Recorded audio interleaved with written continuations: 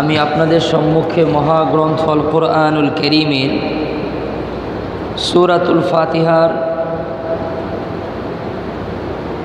প্রথম দুটি আয়াত এর তাফসীর করেছিলাম।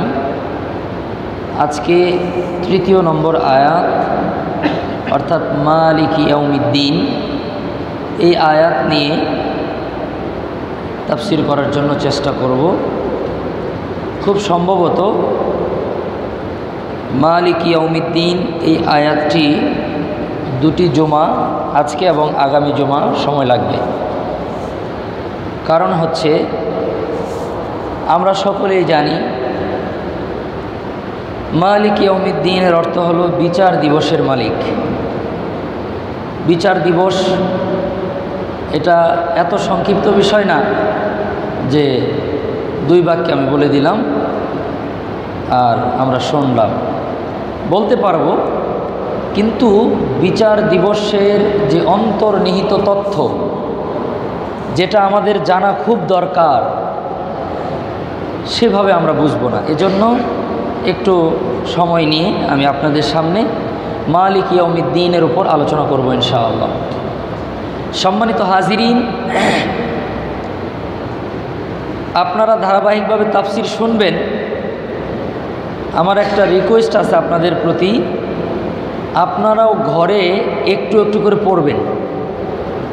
তাহলে যা শুনলেন আবার বাসায় গিয়ে পড়লেন, তাহলে এটার দ্বারা অনেক বেশি ফায়দা হবে। আপনি পড়বেন, আপনার পরিবার পড়বে। আল্লাহর কোরআন বুঝলে, আল্লাহর কোরআন জানলে দুনিয়ার জীবনেও শান্তি পাবো, আখেরাতেও আমরা মুক্তি পাবো ইনশাআল্লাহ। এজন্য এখন খুব সহজ, এমন ঘর খুঁজে পাওয়া যাবে না যেই ঘরের মধ্যে আল্লাহর কালামের অনুবাদ, সংক্ষিপ্ত তাফসীর সম্বলিত কোনো কপি যেই ঘরে নাই, এরকম ঘর বর্তমানে মুসলমানদের খুঁজে পাওয়া মুশকিল আছে। এটা আল্লাহর দয়া, আল্লাহ মেহেরবানি করে আমাদেরকে দিয়েছেন। এজন্য আপনারা একটু নিজেরাও পড়ার জন্য চেষ্টা করবেন ইনশাআল্লাহ। আল্লাহ রাব্বুল আলামিন সূরাতুল ফাতিহার তৃতীয় নম্বর আয়াতের মধ্যে এমন একটা বিষয় আল্লাহ তাআলা তুলে ধরেছেন, যেই বিষয়টির উপর বিশ্বাস করলে, যেই বিষয়টি মানুষ মেনে নিলে এই পৃথিবীর মধ্যে আর কোনো অপরাধ, কোনো বিশৃঙ্খলা, কোনো অরাজকতা, কোনো জুলুম, কোনো নির্যাতন হবে তো দূরের কথা, এটার কাজ দিয়েও কেউ যাওয়ার সাহস করবে না যদি এই আয়াতটাকে কেউ বিশ্বাস করে। এখন আমরা বলবো যে আমরা তো সবাই বিশ্বাস করি, কিন্তু মুখে মুখে অন্তর দিয়ে বিশ্বাস করলে কেউ অপরাধ করতেই পারে না। কারণ আল্লাহ তাআলা এই আয়াতের মধ্যে বলেছেন যে কিয়ামতের দিন প্রত্যেককে বিচারের সম্মুখীন হতেই হবে। অর্থাৎ হিসাবের দিন, প্রতিদান দিবস, এটা মানুষ বিশ্বাস করলে সে কোনো অন্যায় অপরাধ করবে না, এটা নিশ্চিত। তাহলে আমরা বুঝলাম, আমরা মুখে মুখে বলি, অন্তর আত্মা দিয়ে এটা বিশ্বাস করি না। এখন বলতে পারেন অন্তর আত্মা দিয়ে বিশ্বাস কিভাবে করতে পারি? অন্তর আত্মা দিয়ে বিশ্বাস করতে গেলে মালিক ইয়াউমিদ্দিন, বিচার দিবসের যিনি মহাবিচারক, ওই বিচারপতির পরিচয় আমাদেরকে জানতে হবে। ওই বিচারক সম্পর্কে যদি কারো জ্ঞান থাকে তাহলেই কেবলমাত্র অন্তর দিয়ে বিশ্বাস করা যায়।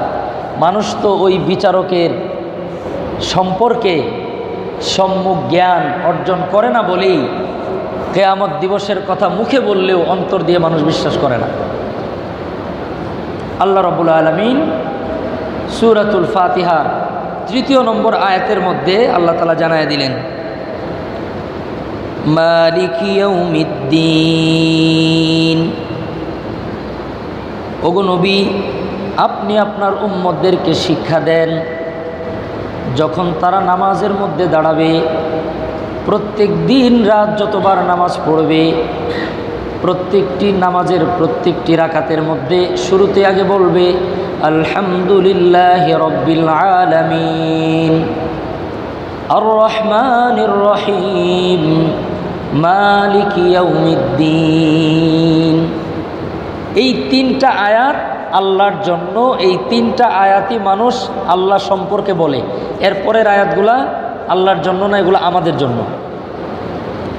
সম্মানিত হাজিরিন, আল্লাহ পাক রব্বুল আলামিন প্রতিটা নামাজের মধ্যে আমাদেরকে এই আয়াতটা পড়তে বললেন, বাধ্য করলেন, ফরজ করে দিলেন যে যাই করো না করো নামাজে দাঁড়াও আর নামাজের মধ্যে মালিক ইয়াউমিদ্দিন বলো। আমরা মালিক ইয়াউমিদ্দিন বলি, কিন্তু আসলে যে কি বলি এটা বুঝি না। আজকে আপনাদেরকে আমি এই জিনিসটা বোঝানোর জন্য চেষ্টা করব যে নামাজের মধ্যে মালিক ইয়াউমিদ্দিন বলার দ্বারা আসলে আমরা কি বলি। বলছি ঠিক, কিন্তু বুঝি নাই কি বলছি। আল্লাহ রাব্বুল আলামিন নবীর মাধ্যমে আমাদেরকে জানায় দিলেন মালিক ইয়াউমিদ্দিন, বিচার দিবসের মালিক। আমরা প্রথমেই মালিক শব্দের অর্থ কি, ইয়াউম শব্দের অর্থ কি, দিন শব্দের অর্থ কি, এটার শাব্দিক অর্থ, মর্ম অর্থ জানব। এরপরে বিচার দিবসের ভয়াবহতাটা কেমন হবে এটা আমরা বলবো। এরপরে ওই বিচার দিবসের ভয়াবহতা থেকে কিভাবে আমরা বাঁচতে পারি এটা বলবো। আজকে এই তিনটা কথা বলে বাকি কথাগুলো আগামী জুমায় বলবো ইনশাআল্লাহ। আল্লাহ রাব্বুল আলামিন কোরআনে হাকিমের এই আয়াতের মধ্যে বললেন মালিক ইয়াউমিদ্দিন। আমরা মালিক শব্দের অর্থ সবাই জানি, কারণ মালিক শব্দটা বাংলাতেও বহুল প্রচলিত। যদিও বাংলার শুদ্ধ শব্দ হলো সত্ত্বাধিকারী, সঠিক বাংলা হলো সত্ত্বাধিকারী, কিন্তু আমরা এটা বাংলাতে মালিক বলেও চিনি। খুব খেয়াল করবেন, আল্লাহ পাক বললেন মালিক, অর্থাৎ মালিক। ইয়াউম অর্থ হলো দিবস, আর হচ্ছে দিন শব্দের অর্থ হলো ফলাফল, প্রতিদান। একটু মনোযোগ দেন আমার দিকে। আমি তিনটা শব্দের অর্থ বলছি। একটা হলো মালিক, মালিক অর্থ আমরা বুঝি মালিক বা সত্ত্বাধিকারী।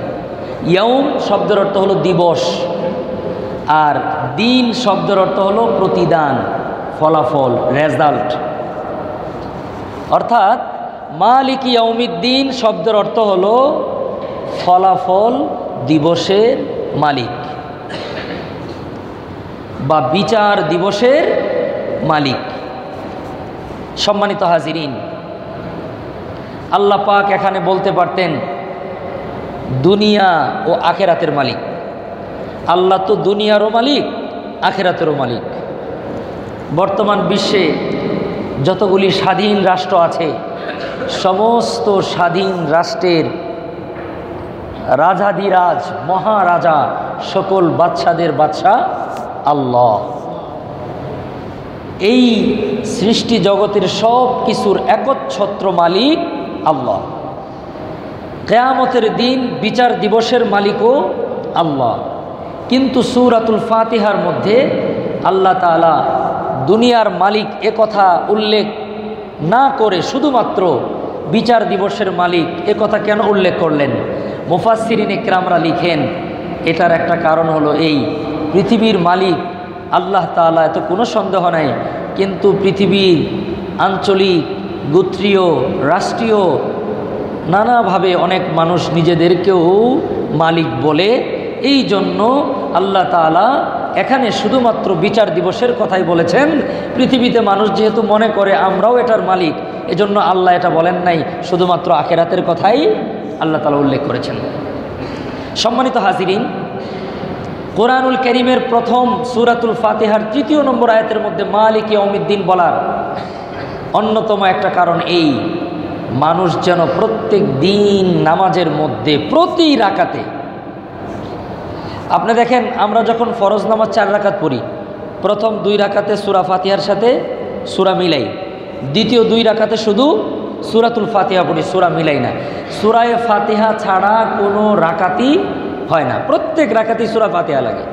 এবং সূরাতুল ফাতিহার 3 নম্বর আয়াতের মধ্যে আল্লাহ বললেন, মানুষকে এই মেসেজ দিয়ে দাও, মানুষ যেন মনে রাখে কিয়ামত দিবসের মালিক আল্লাহ, ওই দিবসে আমাদেরকে একদিন আল্লাহর সামনে দাঁড়াইতে হবে। তাহলে আমরা এতক্ষণ এটার অনুবাদ সংক্ষেপে বুঝলাম যে আল্লাহ তাআলা কিয়ামত দিবসের মালিক, বিচার দিবসের মালিক। এখন বিচার দিবস কাকে বলে, এই প্রশ্ন আল্লাহ রাব্বুল আলামিন আমাদের নবী মুহাম্মদুর রাসূলুল্লাহ সাল্লাল্লাহু আলাইহি সাল্লামকে আল্লাহ তাআলা বলেছেন সূরা ইনফিতার। সূরা ইনফিতারের মধ্যে 17, 18, 19 নম্বর আয়াত আল্লাহ তাআলা আমাদের নবীকে এই মালিক ইয়াউমিদ্দিন সম্পর্কে নবীকে একদিন প্রশ্ন করলেন। আল্লাহ তাআলা বলেন, বিসমিল্লাহির রহমানির রহিম, ওয়ামা আদরাকা মা ইয়াউমুদ্দিন, সুম্মা মা আদরাকা মা ইয়াউমুদ্দিন। এই যে আমরা পড়লাম মালিক ইয়াউমিদ্দিন, ইয়াউমের দিনটা কি, এই কথা আল্লাহ আমাদের নবীকে একদিন জিজ্ঞেস করতেছেন। সূরা ইনফিতার 17 নম্বর আয়াত আল্লাহ বলেন, ওয়ামা আদরাকা মা ইয়াউমুদ্দিন, ওগো নবী আপনি কি জানেন ইয়াউমুদ্দিন বিচার দিবসটা কি। ইয়াউমের দিন যে নামাজের মধ্যে পড়লেন মালিক ইয়াউমিদ্দিন, ইয়াউমের দিনটা আসলে কি এটা আপনি কি জানেন, আমাদের নবীকে আল্লাহ জিজ্ঞেস করছেন। এরপরের আয়াতে আল্লাহ আবার বলেন, সুম্মা মা আদরাকা মা ইয়াউমুদ্দিন। আল্লাহ পাক একই প্রশ্ন 2 বার করলেন, ওগো নবীজি আপনি কি জানেন ইয়াউমে দিন বিচার দিবসটা কি। আবার বলেন, নবী গো আপনি জানেন নাকি বিচার দিবসটা কি। খুব খেয়াল করেন, আল্লাহ কোরআনে এরপরের আয়াতে নিজেই উত্তর দেন, কারণ নবী জানবেন কোত্থেকে, আল্লাহ না জানাইলে তো নবী কিছুই জানেন না। এবার নবী আল্লাহ তাআলা উত্তর দিচ্ছেন, ইয়াউমা লা তামলিকু নাফসুন লিনাফসিন শাইআ ওয়াল আমরু ইয়াউমাইদিন লিল্লাহ। আল্লাহ পাক রব্বুল আলামিন নবীকে বলেন, নবী গো আপনি না আপনার সাহাবীদেরকে বলে দেন এই ইয়াউমে দিন বিচার দিবসটা কি, তারা যেন খুব ভালো করে এটা মনে রাখে। বিচার দিবস সম্পর্কে যদি এক মুহূর্তের জন্য মানুষ ভুলে যায় তাহলেই মানুষ লাইনচ্যুত হয়ে যাবে। বিচার দিবসের কথা 1 সেকেন্ড যদি মানুষ মনে না রাখে, ওই 1 সেকেন্ডকে মানুষ গুনাহ করবে। বিচার দিবসকে 24 আওয়ার্সের প্রত্যেকটি মুহূর্ত মানুষ তাদের মস্তিষ্কে রাখতে হবে। যদি বিচার দিবস মানুষ ভুলে যায় তাহলে মানুষ অন্যায় অপরাধ করবে, শয়তানের প্ররোচনায় পড়ে যাবে, দুনিয়ার মোহের মধ্যে পড়ে যাবে, মানুষ চূড়ান্ত পর্যায়ে ক্ষতিগ্রস্ত হয়ে যাবে। এজন্য বিচার দিবসের গুরুত্ব বুঝাইতে গিয়া আল্লাহ পাক নবীকে জিজ্ঞেস করলেন, নবী গো আপনি কি জানেন বিচার দিবস কি। আবার আল্লাহ বলেন, নবী আপনি জানেন বিচার দিবস কি। প্রশ্ন 2 বার করলেন, উত্তর দিলেন আল্লাহ নিজেই। বিচার দিবস হলো, আল্লাহ বলেন, ইয়াউমা লা তামলিকু নাফসুন লিনাফসিন শাইআ ওয়াল আমরু ইয়াউমাইদিন লিল্লাহ। বিচার দিবস ওই দিন যেই দিন মানুষ কোনো কিছুরই আর মালিক থাকবে না, মানুষের কিচ্ছু থাকবে না, মানুষ নিঃস্ব হয়ে যাবে, মানুষ অসহায় হয়ে যাবে। মানুষ যে বলে আমার মোবাইল, আমার জামা, আমার গাড়ি, আমার বাড়ি, আমার টাকা, আমার পয়সা, আমার সম্পদ, এই যে আমার আমার আমার এই শব্দটা রসুল বলেন আল্লাহ তাআলা জানিয়ে দিয়েছেন বিচার দিবস ওই দিন লা তামলিকু নাফসুন লিনাফসিন শাইআ, যেই দিন মানুষ কোনো কিচ্ছুরই আর মালিক থাকবে না। সম্মানিত হাজিরিন, শুধুমাত্র বিচার দিবস আমরা মালিক থাকবো না তাই না, আমাদের রুহটা বের হয়ে যাওয়ার সাথে সাথে আমাদের মালিকানা চলে যায়। আপনি দেখেন আপনার আমার সম্পদের স্থায়িত্ব কতটুকু, রুহু বের হয়ে যাবে আপনার সম্পদ শেষ। সেকেন্ডের 100 ভাগের 1 ভাগ সময়ও আমরা সম্পদের মালিক না। কেমনে? রুহু চলে গেলেই তো শেষ। আর রুহু যে কখন যাবে, কিভাবে যাবে, আমাদের কারোরই জানা নেই। কিয়ামতের ময়দানে যে মানুষ নিঃস্ব হবে, এটার দলিল, এটার শিক্ষা আল্লাহ রাসূল আমাদেরকে দিয়ে গেছেন যে দুনিয়াতে আমরা যেই কায়দায় এসেছি সেই কায়দায় দুনিয়া থেকে আমরা যাব। আমরা দুনিয়াতে আসার সময় কয় টাকা সাথে নিয়ে এসেছিলাম? 1 টাকাও না। কয়টা কাপড় সাথে নিয়ে এসেছিলাম? 1টি কাপড়ও না। আমার যেমন দুনিয়াতে আগমনের সময় আমি 0, ঠিক কিয়ামতের ময়দানেও আমার অবস্থান হবে 0। আল্লাহ রাসূল সাল্লাল্লাহু আলাইহি সাল্লাম বলেছেন, কিয়ামতের ময়দানে হাসরের দিন প্রত্যেকটি নারী এবং পুরুষ নগ্ন অবস্থায় হাসরের ময়দানে উঠবে। দুনিয়ার জমিনের মধ্যে কত রকমের রং বেরঙের পোশাক আমরা পরলাম। আমাদের এখন ম্যাক্সিমাম লোকের অবস্থা এমন, এক একজন লোকের জন্য আলাদা আলাদা ওয়ার্ড্রপের প্রয়োজন হয়। কারণ জামা তো 1-2টা নয়, এক একজনের জামা। এমনও লোক আছে আমি দেখেছি, দেখে বলছি 100-র বেশি জামা তার ওয়ার্ড্রপের মধ্যে শোভা পায়। আমাকে নিজে বলেছে 30 দিন 30টা পরি, এমনও সময় যায়। এমনও জামা আছে যেগুলো এখন পর্যন্ত প্যাকেট থেকে খোলার সুযোগ পায় নাই। মিথ্যা বলি নাই, জেনে শুনে দায়িত্ব নিয়ে বলছি। এমনও লোক আমাকে বলেছে গত বছরে যে গিফট পেয়েছিলাম সেগুলো এখনও প্যাকেট খোলারই সুযোগ পাই নাই। এমনও লোক এই জমিনের মধ্যে আছে, বাংলাদেশে আছে, গাজীপুরে আছে। আল্লাহর পয়গম্বর বলেন, কিয়ামতের ময়দানে প্রত্যেকটি মানুষ নগ্ন অবস্থায় হাসরের ময়দানে উঠবে। আম্মাজান আয়েশা সিদ্দিকা বলেন, নবী গো, নারী পুরুষরা যদি একসাথে নগ্ন অবস্থায় ওঠে এটা তো লজ্জার ব্যাপার, আমরা কি লজ্জা পাবো না? আল্লাহর পয়গম্বর বলেন, আয়েশা, লজ্জা তো দূরের কথা, লজ্জা যে আছে তুমি পুরুষ না তুমি নারী, আমি পুরুষ না আমি নারী, এই কথাও তোমার মাথার মধ্যে আসবে না। এক মুহূর্তের জন্য মনেই পড়বে না নারী আবার পুরুষ, এটা কি আলাদা আছে কিছু? আমি কি নারী না আমি পুরুষ, এটাই তো মনে আসবে না। লজ্জা পাবে কোত্থেকে তুমি? খুব খেয়াল করেন, বিচার দিবসের কথা আল্লাহ তাআলা কোরআনের মধ্যে বলেছেন, রসুল হাদিসের মধ্যে বলেছেন। শেষের 30, 28, 29 পারা, পুরো এই 3-4 পারা জুড়ে আল্লাহ বিচার দিবসের কথা বলেছেন। আল্লাহর পয়গম্বর বলেন, তুমি তো নারী পুরুষের দিকে তাকাইবা, লজ্জা পাবে, তোমার লজ্জা হবে, আরেকজন তোমাকে দেখবে, এটার তো অপশনই নাই। কেমনে? আল্লাহ তাআলা হাসরের ময়দানে ওই বিচার দিবসে আপনাকে আমাকে যতটুকু জায়গা দিবেন, এই জায়গা সম্পর্কে রসুল বলেন, আপনার আমার পা ফেলতে যতটুকু জায়গা লাগে হাসরের ময়দানে প্রত্যেকটি মানুষকে আল্লাহ ততটুকুই জায়গা বরাদ্দ দিবেন। খুব খেয়াল করবেন, কতটুকু জায়গা? পা ফেলতে যতটুকু জায়গা। এখন সূর্য সম্ভবত 9,30,00,000 মাইল দূরে সূর্য আছে। এই সূর্যটা এক হাদিস মতে চলে আসবে 9 ইঞ্চি উপরে। 9 কোটির জায়গায় 9 ইঞ্চি। মরার সুযোগ নাই, কারণ মৃত্যু তো আল্লাহ বানানোই নাই। মৃত্যু নাই তো, মরবে কোত্থেকে? আসলে তো মৃত্যু নাই, আমরা তো ইন্তেকাল করি, ট্রান্সফার হই। মানুষ তো কেউই মরে না, মরার কোনো সিস্টেমই নেই। আমরা ইন্তেকাল করি, স্থানান্তরিত হই, এক জায়গা থেকে আরেক জায়গায় যাই। এখন গাজীপুর আছি, এখান থেকে সিঙ্গাপুর যাব, ট্রান্সফার হলাম, ইন্তেকাল করলাম, দুনিয়াতে আসি, কবরে যাব। তো মরার কোনো সুযোগ নাই। রাসূলুল্লাহ সাল্লাল্লাহু আলাইহি ওয়াসাল্লাম হাদিসে বলেন, বর্তমান সূর্যের যেই টেম্পারেচার আছে, এটা সেপ্টেম্বর মাসে সৌদি আরবে মক্কায় গেলে বোঝা যায় টেম্পারেচার কত। আমি তো মনে মনে ভাবি যে 9 ইঞ্চি উপরে আসার তো দরকার নেই, যেখানে আছে ওখানেই থাকুক।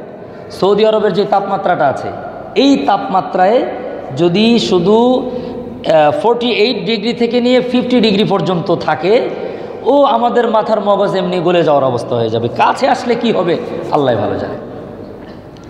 আল্লাহর পয়গম্বর বলেন, সূর্য মানুষের এক বিগত উপরে চলে আসবে, আর মানুষগুলা এই পরিমাণ জায়গা পাবে যেই পরিমাণ জায়গার মধ্যে নিজের পাটুকু রাখা যায়। প্রত্যেকটি মানুষ নগ্ন থাকবে। আল্লাহর নবী বলেন, শুধু নাফসি নাফসি করতে থাকবে, আর হিসাব কখন হবে এটার জন্য অপেক্ষা করতে থাকবে। আল্লাহ পাক রব্বুল আলামিন কোরআনের মধ্যে বলেন কানা মিকদারুহু 50 আলফা সানা, ওই টাইমটা লাগবে মাত্র 50,000 বছর। আল্লাহর কোরআন, আল্লাহ বলেছেন এই অপেক্ষা করা, ওয়েট করা, এই পরিস্থিতির মধ্যে কদম ফেলতে যতটুকু জায়গা লাগে ততটুকু জায়গা, এরপরে হচ্ছে নগ্ন অবস্থায় উপরের দিকে তাকিয়ে থাকবে, শুধু কি হবে এটার জন্য অপেক্ষা করতে থাকবে।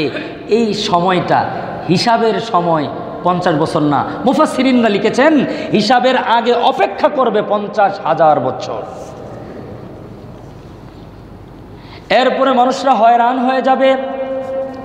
কিছু মানুষরা চিন্তা করবে, যারা জানে, যারা জ্ঞানী, তাদের কাছে যাও, হিসাবটা কোনো রকম দেওয়া যায় কিনা দেখো।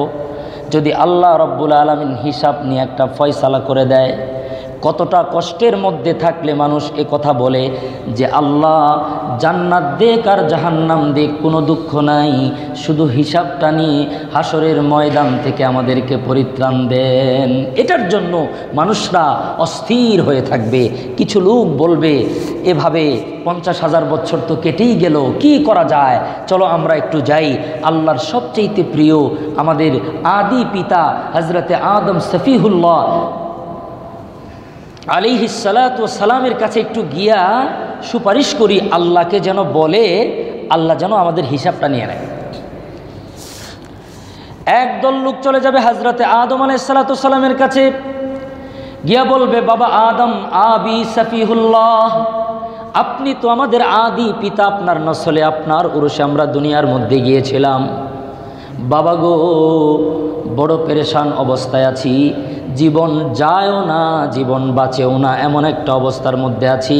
আল্লাহ রাব্বুল আলামিনকে বলেন দয়া করে যেন হিসাবটা নিয়ে নেয়। আল্লাহ যদি হিসাব নেয় তাহলে একটা অবস্থা তো ফয়সালা আমাদের হবেই। হযরতে আদম দুঃখ ভরাক্রান্ত মন নিয়ে বলবেন, বাবারা, আমার সন্তান, তোমরা আমার কাছে এসছো সুপারিশের জন্য, কিন্তু আমি এই মুহূর্তে এমন ভয়ের মধ্যে আছি, এমন অবস্থার মধ্যে আছি। আল্লাহ রাব্বুল আলামিন যখন আমাকে এবং হাওয়াকে বানায়া যখন জান্নাতের মধ্যে রেখেছিল, আল্লাহ তাআলা বলেছিলেন উসকুন আনতা ওয়া যাওজুকাল জান্নাহ, আদম হাওয়া তোমরা দুইজনে জান্নাতের মধ্যে বসবাস করো। ওয়াকুলা মিনহুমা রাগাদান হাইসু শি'তুমা, এই জান্নাতের ফল ফ্রুট খাও। ওয়ালা তাকরাবা হাদিহিশ শাজারা ফাতাকুনা মিনাজ জালিমিন, খবরদার আদম রে, ওই জান্নাতের গাছের গোড়াও কখনো, ওই ফলের ওই গাছের গোড়াও তোমরা কখনো যাবে না। আমি এবং হাওয়া ভুলে গিয়েছিলাম আল্লাহর কথা, শয়তানের প্ররোচনায় ওই গাছের গোড়ায় গিয়েছিলাম, ফল খেয়েছিলাম। আল্লাহ পাক রব্বুল আলামিন যদি এই মহান বিচার দিবসে আমাকে জিজ্ঞেস করে কেন গিয়েছিলা, আমি কি উত্তর দিব? অপরাধ বোধ করতেছি, আল্লাহর সামনে যাওয়া আমার দ্বারা সম্ভব নয়। বরং তোমাদেরকে একটা পরামর্শ দিতে পারি, তোমরা হযরতে নূহ আলাইহিস সালামের কাছে যাও, উনি হয়তো তোমাদের জন্য সুপারিশ করতে পারেন। লোকগুলা খোঁজাখুঁজি করে আল্লাহর পয়গম্বর নূহ আলাইহিস সালামকে খুঁজে পাবেন। হযরতে নূহ আলাইহিস সালাম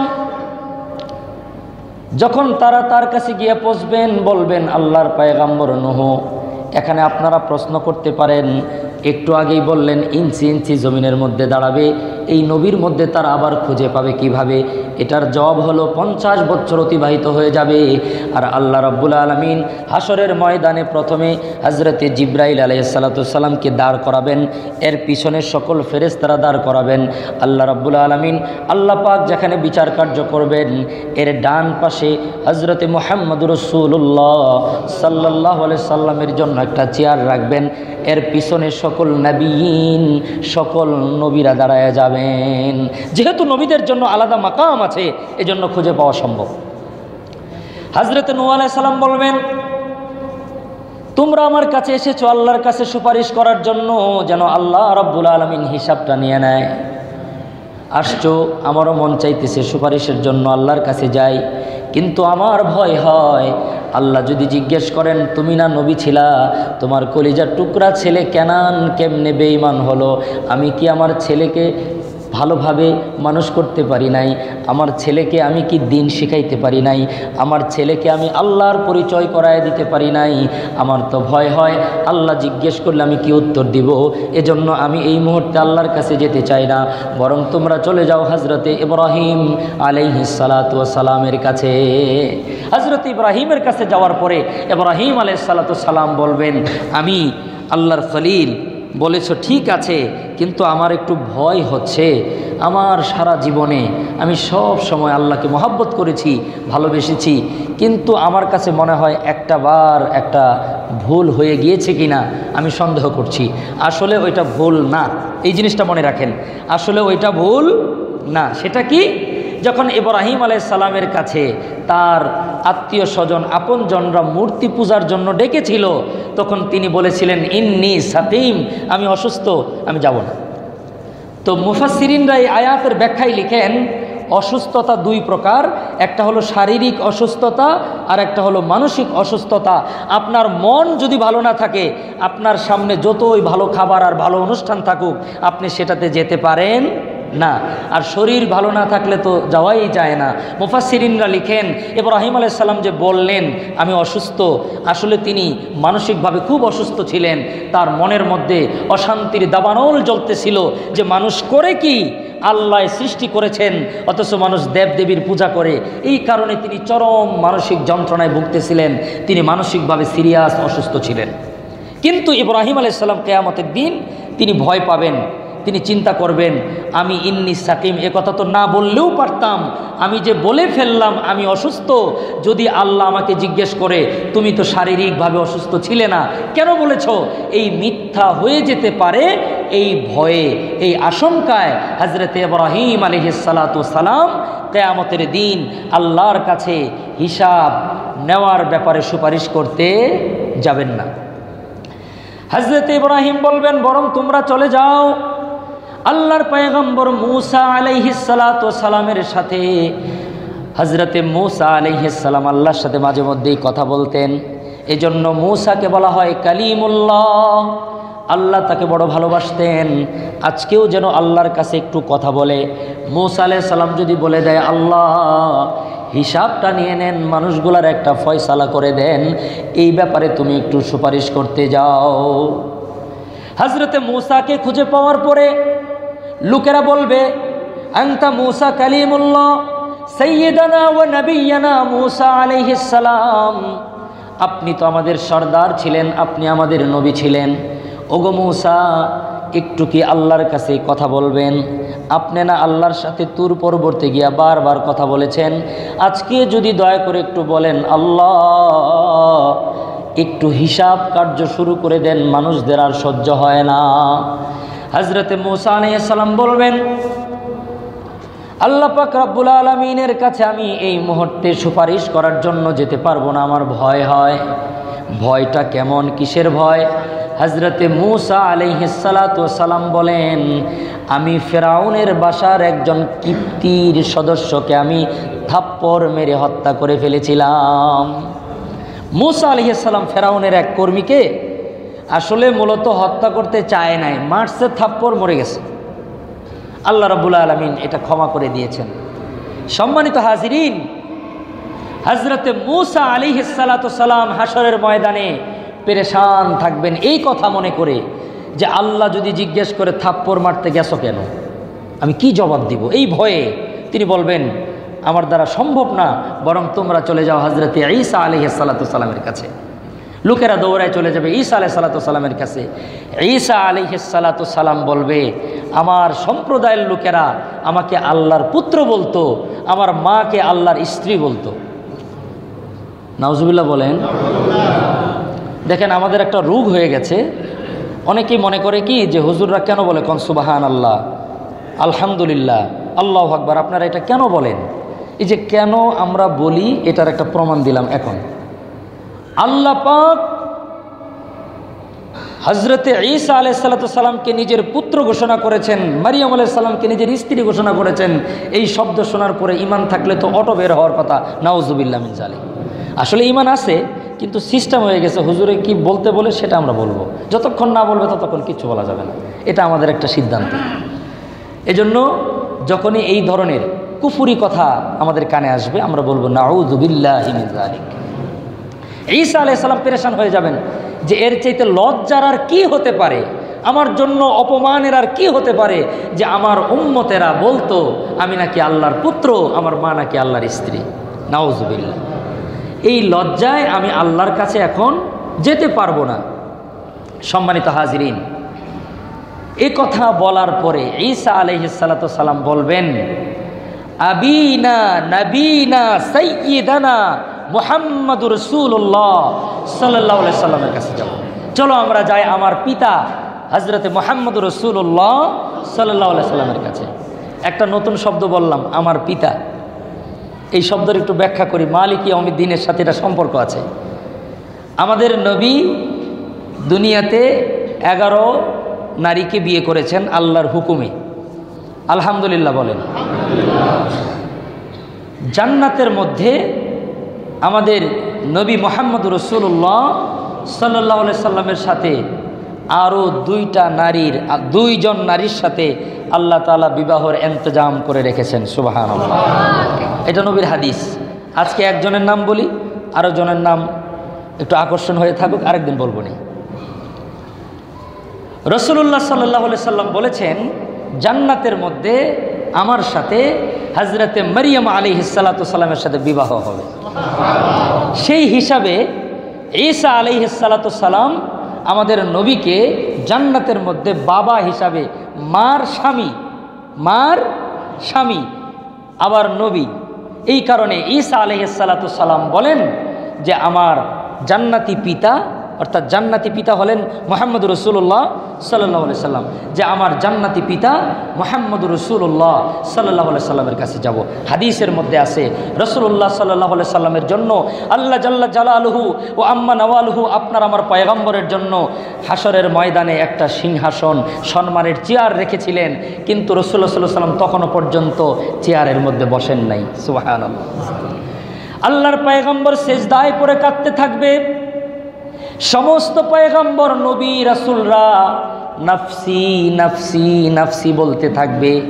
আমি সব নবীর নাম বলার সময় পাই নাই, শুধুমাত্র আদম আলাইহিস সালাম, নূহ আলাইহিস সালাম, ইব্রাহিম আলাইহিস সালাম, মূসা আলাইহিস সালাম, ঈসা আলাইহিস সালাতু সালামের 5 জন নবীর নাম বলেছি। এই 5 জন নবীর কথা বুখারী শরীফের মধ্যে এসেছে। শুধুমাত্র 5 জন নবী নয়, এই 5 জন তো জলিলুল কদর বড় বড় নবী ছিলেন। আরও ছোট ছোট আঞ্চলিক নবী, আরও হাজার হাজার লক্ষ লক্ষ নবী ছিলেন, যেই নবীরা শুধুমাত্র নিজের নফসের জন্য, নিজের জন্য পেরেশান হয়ে কাঁদতে থাকবেন, আল্লাহ আমার কি হবে এই কঠিন বিচার দিবসে, আমার ফয়সালাটা কি হবে। শুধুমাত্র মুহাম্মদুর রাসূলুল্লাহ সাল্লাল্লাহু আলাইহি ওয়াসাল্লাম সিজদায় পড়া কাঁদতে থাকবে আর বলতে থাকবে রব্বি হাবলি উম্মতি, রব্বি হাবলি উম্মতি। উম্মতের কি হবে এটা পেরেশান থাকবেন। যখন অনেক লোকজন এসে রসুলকে বলবেন, তখন রাসূলুল্লাহ সাল্লাল্লাহু আলাইহি সাল্লাম আল্লাহ রাব্বুল আলামিনকে অনুরোধ করবেন, আয় রব্বে করিম একটু মেহেরবানি করে যদি হিসাবটা নিতেন। মুআজ্জাজ হাজিরিন, এই যে কথাগুলি বলতেছি আপনাদের মস্তিষ্কে ভাসতেছে, এগুলা কিন্তু কোরআন এবং হাদিস ডাইরেক্ট সরাসরি কোরআনে আছে, প্রত্যেকেই বিশ্বাস করি এটা, কিন্তু অন্তর দিয়ে অনুধাবন করতে পারি না। অন্তর দিয়ে বোঝা এত সহজ না। অন্তর দিয়ে বুঝতে গেলে মাদ্রাসায় পড়ে আলেম হতে হবে, অথবা দাওয়াত ও তাবলীগের মেহনতে গিয়া বছরের পর বছর মসজিদে রাস্তায় ঘাটে ঘুরে ঘুরে এটার অনুভূতি শক্তি সঞ্চার করতে হবে, যে কি করলে এটা আমি অনুভব করব যে হাসরের ময়দানের কন্ডিশনটা এরকমই হবে। এটা বুঝা সহজ, অনুভব করা সহজ না। আমরা যতটুকু কোরআন হাদিস পড়ার চেষ্টা করি, এটার আলোকে আমি বলতেছি, এটা শুনলাম, বললাম, মোটামুটি বুঝলাম, কিন্তু অন্তর দিয়ে অনুভব করতে পারি নাই। মানুষ পাগল হয়ে যাবে হাসরের ময়দানের চিত্র যদি কারো মেমোরিতে থাকে। আপনার মিথ্যা কথা বলা, সুদ ঘুষ খাওয়া তো প্রশ্নই আসে না, কাজ দিয়েই তো যাবে না। আমার কাছে এমন লোক এসেছে, দাওয়াত ও তবলিগে যাওয়ার কারণে বলতেছে যে সরকারি চাকরি ছেড়ে দেবে, এসে বলছে। দাওয়াত ও তবলিগ থেকে এসে বলছে ব্যাংকের চাকরি ছেড়ে দিবে। আসলে ব্যাংকের চাকরিও ছাড়ার দরকার নাই, সরকারি চাকরিও ছাড়ার দরকার নাই। ন্যায় পথে থাকলে সব জায়গায় থেকে থাকা যায়। আর অন্যায় যদি কেউ করতে চায়, বুরকা পরে, জুব্বা পরে, টুপি পরে, পাগড়ি পরেও অন্যায় করা যায়। এটা বুঝতে হবে, এটা বুঝলেই ওইটা বোঝা যাবে। আল্লাহ তাআলা আমাদেরকে দ্বীন বুঝার তৌফিক দান করেন। আল্লাহ রাব্বুল আলামিন হিসাব শুরু করবেন। আমি প্রথমে বলেছিলাম যে হিসাব এবং ফলাফল দিবস, হিসাব দিবস এবং ফলাফল দিবস। আল্লাহ রাব্বুল আলামিন 5টা বিষয়ে হিসাব নেবেন। কয়টা বিষয়? আমি আজকে সবগুলো বলবো না, আমি বলছি আগামী জুমা এটা নিয়ে বলবো। মোট কয়টা বিষয়? 5টা বিষয়। এই 5টা বিষয়ে হিসাব দেওয়ার আগে অপেক্ষা করতে হবে কত বছর? 50,000 বছর। এখানে একটি কথা বলা বাহুল্য, আমরা অনেকেই শুনেছি বলে কাল কেয়ামত, এই কথাটা শুনছেন না? কেয়ামত কবে? কাল। এই কথার জবাব, এটা রসুলই বলেছেন কেয়ামত কালকে হবে। এখন কিয়ামত তো কালকে তো আর শেষ হচ্ছে না, এই যে আসতেছে আর কাল আসতেছে, কিন্তু কিয়ামত তো শেষ হয় না। এক সাহাবী এসে বললেন, মাতা সাআ ইয়া রাসূলুল্লাহ, কিয়ামত কবে হবে? তো রসুল এটার উত্তর দিলেন, তুমি কিয়ামতের কি প্রস্তুতি নিয়েছো? এটার উত্তর কি? কিয়ামতের কি প্রস্তুতি নিয়েছো? ওই সাহাবী সহজ সরল মানুষ, তিনি বললেন যে প্রস্তুতি তো তেমন কিছু নাই, আমি আল্লাহ এবং তার রসুলকে ভালোবাসি। সুবহানাল্লাহ। قال النبي صلى الله عليه وسلم المرء مع من أحب।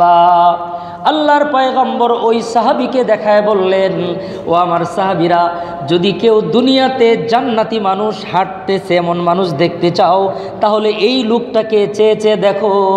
এই লোকটা যাকে ভালোবাসে তার সাথেই আল্লাহর জান্নাতে থাকবে। নবীকে ভালোবাসলেও জান্নাতে যাওয়া যায়। সুবহানাল্লাহ। সম্মানিত হাজিরিন, তো হিসাব নিবে মোট কয় বিষয়? 5টা বিষয়। অর্থাৎ আমাদেরকে 5 সাবজেক্টে পরীক্ষা দিতে হবে। এর আগে টেস্ট পরীক্ষা দিতে হবে 3 সাবজেক্টে। কয় সাবজেক্টে? এটা হলো কবরের মধ্যে। কোথায়? কবরের মধ্যে। এই 3টা সাবজেক্টের 3টা প্রশ্ন এটা ফাঁস করে দিয়েছে আল্লাহ। হাসরের ময়দানেও প্রশ্ন কি করে দিয়েছেন? ফাঁস করে দিয়েছেন। একটা কথা মনে রাখবেন, প্রশ্ন যদি ফাঁস হয় পরীক্ষা কঠিন হয়। কথাটা বুঝাইতে পারি নাই। যদি প্রশ্নই বলে দেওয়া হয় যে এটা এটা প্রশ্ন, তাহলে বুঝবেন যে এটার প্রশ্ন খুব ভয়ঙ্কর এবং এটা দেখাও হবে খুব সিরিয়াস করে, নর্মাল না। আর যদি প্রশ্ন গোপন রাখা হয়, প্রকাশ না করা হয়, ওইটার মধ্যে ছাত্রদের প্রতি আলাদা একটা কাজ করে যে প্রশ্ন কঠিন হয়েছে, তারা তো কিছুই বুঝে নাই, সিলেবাস পায় নাই, এই নানান কারণে একটু হালকা হইলেও হইতে পারে। সিলেবাস নাই, কোনো কিচ্ছু বলে দেওয়া হয় নাই, তাহলে এটা সহজ হয়। সিলেবাস দিয়েছেন, গাইড দিয়েছেন, নোট দিয়েছেন। এটার দৃষ্টান্ত আমি এইভাবে দেই, যদি কোনো বিদ্যালয় কোনো স্কুলের স্টুডেন্টদেরকে বলে যে এই বইয়ের উপর পরীক্ষা হবে, এরপরে বলে দিয়েছে এই নাও তোমার গাইড, এরপরে দিয়েছে এই নাও তোমার হচ্ছে আপনার সাজেশন, এরপরে বলেছে এই নাও তোমার টেস্ট পেপার, এরপরে বলেছে এইভাবে তুমি মডেল টেস্ট দাও। সবগুলো অংশগ্রহণ করার পরে পরীক্ষার হলে টিচার গিয়ে আবারও গাইড নিয়ে দাঁড়িয়ে বলতেছে এইভাবে লেখো। এরপরেও যদি কেউ না লেখে, ওই ছাত্রের যেই পরিণতি কিয়ামতের ময়দানে বর্তমান সমাজের প্রত্যেকটা মুসলমান নারী এবং পুরুষের হবে, ওই পরিণতি একটু আগে যেই ছাত্রের কথা বললাম। আমি কি আপনাদের বুঝাইতে পেরেছি? বুঝলে ভালো, না বুঝলে আপনাদের ব্যাপার। আমি বলেছি এ কথা যে 1 বছর পড়াইলো, 2 বছর পড়াইলো, বই দিল, গাইড দিল, সাজেশন দিল, মডেল টেস্ট করালো, এরপরে পরীক্ষার হলে গিয়ে আবার গাইড নিয়ে দাঁড়ায় বললো এমনি লেখ।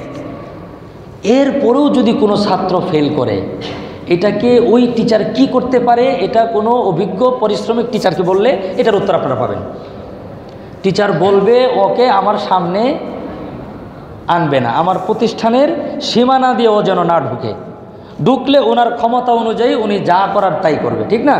ওনার পাওয়ারে যা কোলায় তাই করবে, আল্লাহর পাওয়ার যা আছে আল্লাহ ওই লোকের সাথে তাই করবে। এত আয়োজনের পরেও যদি বিচার দিবস না বুঝে, ওই দিন কেউ ফল আমলনামা ডান হাতে না পায়। সম্মানিত হাজিরিন, আমার আলোচনা শেষ। শুধু এতটুকু মনে রাখেন, পরীক্ষা হবে 5 বিষয়ে। পরীক্ষা হবে কয় বিষয়ে? 5 বিষয়। এই 5টি প্রশ্ন হবে, 5টি। এর মধ্যে 2টি প্রশ্ন খুব জটিল। 2টি প্রশ্ন কি বলেন? কি 2টি প্রশ্ন খুব জটিল? এটাকে আপনারা জেনারেল ভাষায় বলতে পারেন ইংলিশ এবং ম্যাথ। এটা খুব জটিল ছাত্রদের জন্য।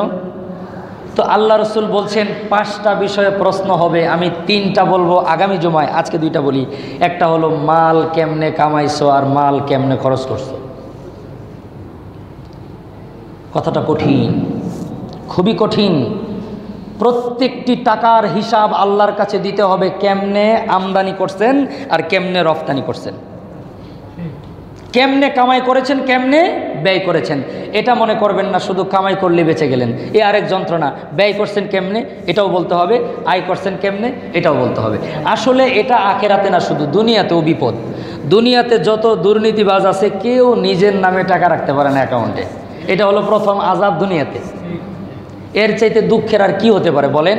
নিজে এত ঝুঁকি নিয়ে চুরি করলো টাকাগুলা, একটা টাকাও নিজের অ্যাকাউন্টে রাখা যায় না। এটা দুনিয়াতে বাস্তব প্রমাণ। যত দুর্নীতিবাজ, বাংলাদেশে না অন্য দেশের কথা বলতেছি, এই পৃথিবীতে যত দুর্নীতিবাজ আসে এই দেশ ছাড়া অন্য দেশে সবার অবস্থা একই। আমাদের দেশ তো আলহামদুলিল্লাহ, আল্লাহ আমাদের অনেক ভালো রেখেছেন, আলহামদুলিল্লাহ বলি। এই যে আলহামদুলিল্লাহ সবাই বলতে চায় না, মানুষ খুব চালাক। সম্মানিত হাজিরিন, তো 2টা প্রশ্ন আল্লাহ ফাঁস করে দিলেন। একটা হলো টাকা কেমনে আয় এবং ব্যয়। তাহলে মহাবিপদ। সহজ হলো আয় কম করা, ব্যয় কম করা। সহজ কি বললাম? আয় কম, ব্যয় কম। আল্লাহ রসুল সমস্ত নবীদের দোয়া আমাদেরকে শিখাইছেন। আজকে একটা দোয়া শিখে যান। আরবিটা বললে তো মনে থাকবে না, বাংলাটা বলি। আল্লাহ রসুল বলতেন, আয় আল্লাহ, আপনি আমাকে ওই পরিমাণের সম্পদ দেন যেই পরিমাণের সম্পদ আমার বাঁচতে প্রয়োজন। এটা নবীদের দোয়া। কাদের দোয়া? আপনারা অবাক হবেন, পৃথিবীতে কোনো নবী গরিব ছিলেন না। আলহামদুলিল্লাহ বলেন। পৃথিবীতে কোনো নবী কি ছিলেন না? গরিব ছিলেন না। সম্ভ্রান্ত পরিবারের, উচ্চ ফ্যামিলির এবং অত্যন্ত ধনী পরিবারের সমস্ত নবীরা ছিলেন। কিন্তু মজার তথ্য হলো, কোনো নবী ইন্তেকালের সময় সম্পদ রেখে যান নাই। কোনো নবী ইন্তেকালের সময় উল্লেখযোগ্য সম্পদ রেখে যান নাই। তাহলে খেলাটা কি? বিষয়টা কি? চিন্তার ব্যাপার। আমদানি যা হয়েছে, রফতানিও তা হয়েছে, ফলাফল 0, যাতে করে হাসরের ময়দানে কোনো হিসাব দিতে না হয়। আল্লাহ রসুল বলেছেন, কিয়ামতের দিন একদল লোক হাসরের ময়দানে, আমি আগামী জুমায় বলবো ইনশাআল্লাহ, 7 শ্রেণীর লোক আল্লাহর আরশের নিচে ছায়া পাবে। এই গজবের মধ্যেও 7 শ্রেণীর লোক আরামে থাকবে। সুবহানাল্লাহ বলে। আল্লাহ রসুল হাদিসের মধ্যে বলেছেন, সাবআতুন ইউযিল্লুহুমুল্লাহু ফি যিল্লিহি ইয়াওমা লা যিল্লা। 7 প্রকারের লোক কিয়ামতের ময়দানে আল্লাহ পাক রব্বুল আলামিনের আরশে আজিমের নিচে আশ্রয় পাবে, ছায়া পাবে, যেদিন আল্লাহ পাকের আরশের ছায়া ছাড়া আর কোনো ছায়া থাকবে না। এই 7 প্রকারের নাম আমি আগামী জুমায় বলবো। তো একদল লোক, এই গজব চলতেছে 50,000 বছর, এর মাঝখানে খুব আরাম আয়েশ করে বসে আছে। তো কিছু ফেরেশতারা তাকে জিজ্ঞেস করবেন, এটা কিন্তু আমার বানানো কথা বলতেছি না, হাদিস। ফেরেশতারা বলবেন, তোমাদের কি কোনো চিন্তা নাই? হিসাব নিকাশ দিতে হবে না তোমাদের? তখন মুচকি হেসে দিয়ে বলবে, বেটা মালই তো ছিল না, হিসাব দেব কি? সুবহানাল্লাহ। টাকাই তো নাই, হিসাব কেন দেব আমি? আল্লাহ সম্পত্তি দেন নাই আমাকে, আমি হিসাব দেব কোত্থেকে? এজন্য আল্লাহর কাছে নবীরা দোয়া করতেন, আল্লাহ অতটুকু সম্পদ দেন যতটুকু দুনিয়াতে লাগে। এজন্য আমি একটা হাদিস পড়েছিলাম খুতবার মধ্যে, হাদিসের অনুবাদটা করি। আল্লাহ রসুল বলেন, ক্বালান নাবিয়্যু সাল্লাল্লাহু আলাইহি ওয়াসাল্লাম, ই'মাল লিদুনিয়াকা বিকদরি বাকাইকুহা ফিহা বাকাইকুকা ফিহা।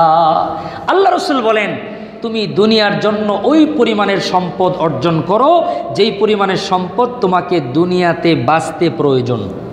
এটা আল্লাহ রসুলের সুন্নাহ। এটা আল্লাহ পাকের হুকুম। আপনার খাইতে, আপনার পরিবারের খাইতে যতটুকু প্রয়োজন ততটুকু করবেন। এ কথার দ্বারা বোঝা যায় আপনি কাজ কাম ছেড়ে দিয়ে সব কিছু মিলে একেবারে মসজিদে এসে শুয়ে পড়বেন, সব কিছু বাদ দিয়ে আল্লাহর রাস্তায় চলে যাবেন। বিবির খবর নেবেন না, সন্তানের খবর নেবেন না, এটার নাম দিন না। তাদের জন্য যা যা প্রয়োজন তা আপনাকে করতেই হবে। এরপরে রসুল বলেন, ওয়া'মাল লিল আখিরা বিকদরি বাকাইতুকা ফিহা, আর আখেরাতের জন্য ততটুকুই সম্পদ অর্জন করো যতটুকু সময় তুমি আখেরাতে থাকবা। আখেরাতে যতদিন থাকতে হবে ততদিনের জন্যই আখেরাতের করতে হবে। দুনিয়াতে যতদিন থাকবো দুনিয়ার জন্য ততটুকু সম্পদ করব। একটু আগে আমি আপনাদেরকে বলেছিলাম যে কিয়ামত কাল, এটা বোঝানোর জন্য এই হাদিসটার সাথে মিলতে হবে। কাল কিয়ামত, এটার ব্যাখ্যা হলো এটা যে আমাদের পরকালের জিন্দেগি, কবরের জীবন, হাসরের লম্বা জীবন, এটার তুলনায় দুনিয়ার জীবন হলো একদিন। দুনিয়ার জীবন কয়দিন? এটা কোরআনে আল্লাহ বলেছেন, কাম লাবিস্তা, তোমরা কতদিন দুনিয়াতে ছিলা? মানুষরা বলবে ইয়াউমান আও বাদা ইয়াউমিন, একদিন বা একদিনের কিছু অংশ। তাহলে এই দুনিয়া, টোটাল দুনিয়া যদি একদিন হয়, কিয়ামত তারপরের দিন। আমি কি আপনাদের বুঝাইতে পারছি কথাটা? খুব খেয়াল করবেন। পুরো দুনিয়ার জীবনের হায়াত যদি একদিন হয়, তাহলে এই দুনিয়ার পরের যেই দিনটি আছে ওটা হলো তার পরের দিন। তার মানে ওটা হলো কাল কিয়ামত, ওটা হলো কাল কিয়ামত। এজন্য আমরা সকলে এই জিনিসটা আমাদের মাথায় রাখবো, দুনিয়াতে যতদিন থাকবো ওই পরিমাণের সম্পদ আমাকে করতেই হবে, আর আখেরাতে যতদিন থাকবো আখেরাতের সম্পদও আমাদের ওই পরিমাণেই করতে হবে। কিন্তু আফসোসের বিষয়, মানুষ জানে দুনিয়াতে মানুষের হায়াত 60 থেকে 70 বছর, কিন্তু দুনিয়ার জন্য মানুষ বিল্ডিংয়ের প্ল্যান পাস করে 100 বছরের জন্য। একজন মানুষ তার হায়াত যখন 60 বছর হয়, তিনি যখন অবসরে যান, তখন সারা জীবনের তিলে তিলে জমানো সঞ্চয়কৃত টাকা দিয়ে একটা বাড়ি করার জন্য চেষ্টা করেন। ওই বাড়ির যে প্ল্যান পাস হয়, প্ল্যানিং হয়, ডিজাইন হয়, এটার সময়সীমা করে 100 বছর। বয়স চলে গেছে 60 বছর, এলপিআরে ছিল 1 বছর, পেনশনের টাকা উঠাইতে উঠাইতে আরও 6 মাস, এরপরে বাকি আছে আর 7 থেকে 8 বছর সময়, কিন্তু বাড়ির প্ল্যান করে 100 বছরের জন্য। হজরতে মূসা আলাইহিসসালামের একটা দৃষ্টান্ত দিয়ে আমি আলোচনা শেষ করছি। হজরতে মূসা আলাইহিসসালামের এক উম্মত এসে মূসা নবীকে বলল, নবী গো, আমার জন্য একটু দোয়া করেন, আমার ছেলে হয় আর মারা যায়। তো মূসা নবী বললেন, কতদিন বাঁচে? কয়, বড় ছেলেটা 350 বছরে মারা গেছে, এরপরে ছোটটা মারা গেছে 350 বছর। তো এই অবস্থার মধ্যে আছে, একটু দোয়া করলে ভালো হয়, আমার ছেলেগুলো যেন আরও বেশি দিন বেঁচে থাকে। মূসা আলাইহিসসালাম বললেন, মা, আপনার ছেলে 350 বছরে বড়টা মারা গেছে, এই জন্য আপনি টেনশনে আছেন, এত তাড়াতাড়ি মরে যাচ্ছে, অথচ শেষ সময় একটা সময় আসবে যেই নবীর উম্মতদের বয়স হবে 60 থেকে 70 বছর। ওই মহিলা আশ্চর্য হয়ে বললেন, নবী কি বলেন আপনি? মাত্র 60-70 বছর বয়স? ওই যুগের লোকেরা কি বাড়ি ঘর করবে থাকার জন্য? তখন নবীজি বলছেন, হ্যাঁ, পাহাড় কেটে গর্ত করে ফাউন্ডেশন দিয়ে প্রসাদ করবে, এই বাড়ির মেয়াদ হবে 100-200 বছরের। তখন ওই মহিলা বলেছিলেন, নবী গো, আমি যদি ওই জামানায় আসতাম, আল্লাহর কসম, আমি পুরো 70 বছর আল্লাহ সেজদার মধ্যে কাটিয়ে দিতাম। মুআজ্জাজ হাজিরিন, আমি কয়েকটি মিনিট সময় আপনাদেরকে বিরক্ত করেছি, একটি যুক্তিগত কারণ ছিল, আমাকে ক্ষমা করে দিবেন। এজন্যে আল্লাহ তাআলার কাছে আমরা দোয়া করব, আল্লাহ কিয়ামতের দিন যেন আমাদের হিসাবটা সহজ করে নেন। সহজ হিসাব কাকে বলে? 5টি বিষয়ে হিসাব হবে এবং 7 শ্রেণীর লোক আল্লাহর আরশের নিচে ছায়া পাবে। সেদিন তাদের কোনো কষ্ট হবে না, বিনা হিসাবে তারা জান্নাতে যাবে। তাদের পরিচয় দিয়ে মালিক ইয়াউমিদ্দিনের তাফসীর আগামী জুমায় শেষ করব ইনশাআল্লাহ। ওয়া মা তাওফীকি ইল্লা বিল্লাহ।